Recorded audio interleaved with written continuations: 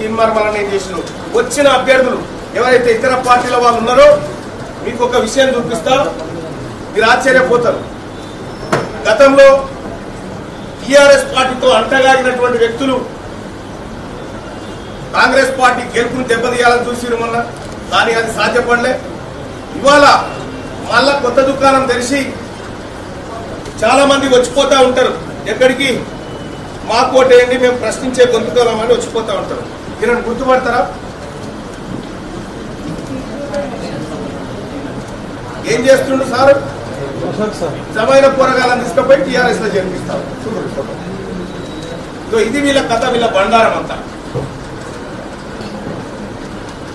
ఇది వీళ్ళు చేస్తున్నటువంటి కార్యక్రమం అంతా.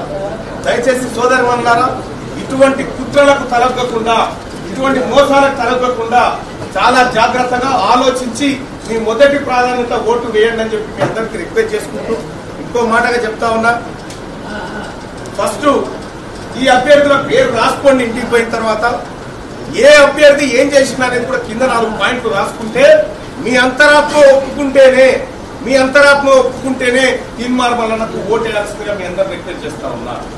ఎస్, తీన్మార్ మల్లన్న ఏదో సంపాదించుకోవాలనో పదవులు ఆశించాలనో రాలేదు. ఒక ఆయన అంటాడు, ఒక ఆయన పోటీ చేస్తాయని అంటాడు, తీన్మార్ మల్లన్న పదవి కోసం వచ్చినాడు. తీన్మార్ మల్లన్న అనే పేరు కంటే పెద్దదా ఇది?